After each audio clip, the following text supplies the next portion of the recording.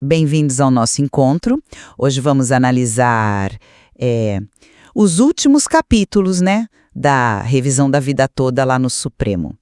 O julgamento dos embargos de declaração do INSS, aqueles recursos que pedem para esclarecer a decisão, foi retomado agora em ambiente virtual. Exato. E a grande questão agora, diante do que aconteceu recentemente, como a ministra Carmen Lúcia devolvendo o processo, depois do pedido de vistas dela, aquela pausa para análise mais a fundo, e principalmente a mudança de voto do ministro Alexandre de Moraes. Assim, será que ainda tem um caminho realista para os aposentados ou o cenário ficou ruim mesmo? É isso aí, a discussão gira em torno desses movimentos no processo. Do meu lado, eu ainda vejo que, apesar dos problemas, ainda existem algumas janelas estratégicas, algumas possibilidades em aberto para os segurados. Já eu tenho uma perspectiva, mais cautelosa. Para mim, os obstáculos aumentaram, e muito. E os sinais, eles apontam mais para uma consolidação de um resultado não tão bom para os aposentados, pelo menos nessa fase dos embargos. Bom, começando então pela minha visão.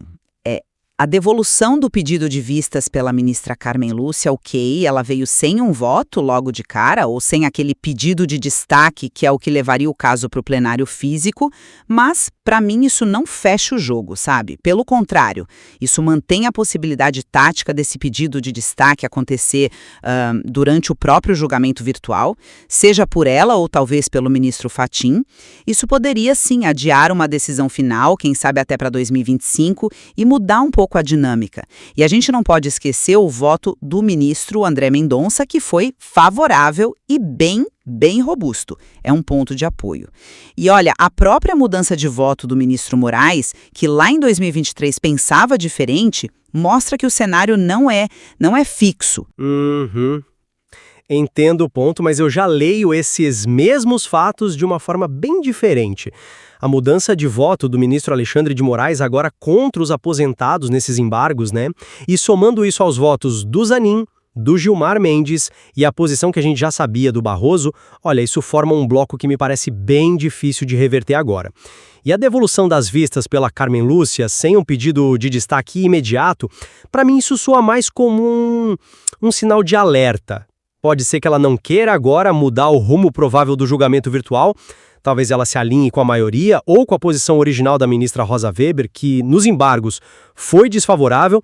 Sem um destaque logo no começo, o histórico desses julgamentos virtuais é de uma definição mais rápida e alinhada com os primeiros votos que aparecem. Preocupação com a falta do destaque imediato, mas eu não vejo como um sinal definitivo, A devolução em si era um passo processual, tinha que acontecer. A ministra Carmen Lúcia ainda tem a janela de votação virtual inteira para, se quiser, solicitar o destaque. Pode ser uma estratégia esperar outros votos, ver como a coisa anda, antes de decidir se leva ou não para o plenário físico. Mas essa espera, ela não deixa a situação mais arriscada para os aposentados? A principal esperança para tentar virar essa tendência negativa não era justamente esse pedido de destaque logo de cara? Ficar apostando que ele venha depois, quando talvez outros votos já tenham, formado a maioria? Me parece contar com um cenário que fica cada vez mais improvável. A dinâmica do virtual costuma ser bem implacável com isso. Reconheço o risco, não há dúvida. Mas eu volto ao ponto da instabilidade. A mudança do ministro Moraes, agora foi negativa, mas ela prova que posições podem ser revistas.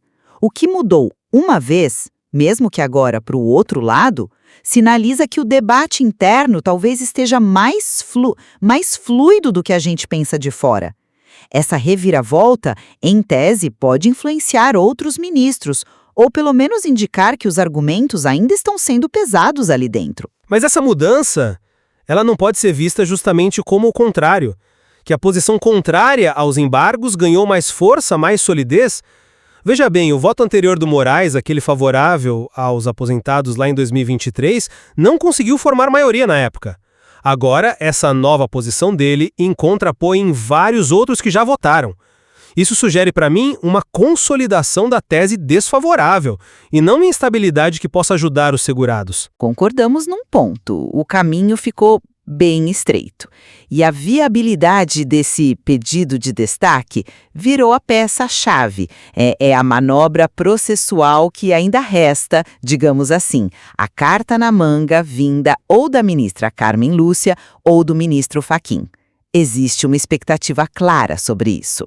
E aí, na minha opinião, que mora a fragilidade dessa perspectiva mais otimista.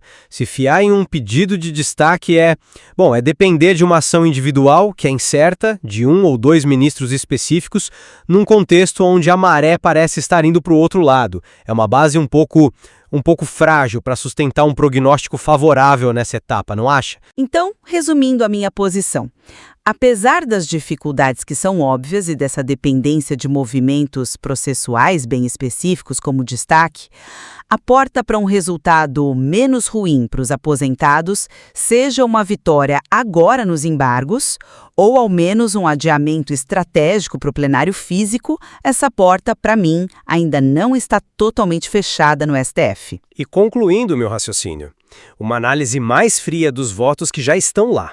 A mudança importante de voto do ministro Moraes e a própria dinâmica do julgamento virtual, tudo isso aponta para um cenário que é, sim, majoritariamente desfavorável à revisão da vida toda nesta fase decisiva dos embargos.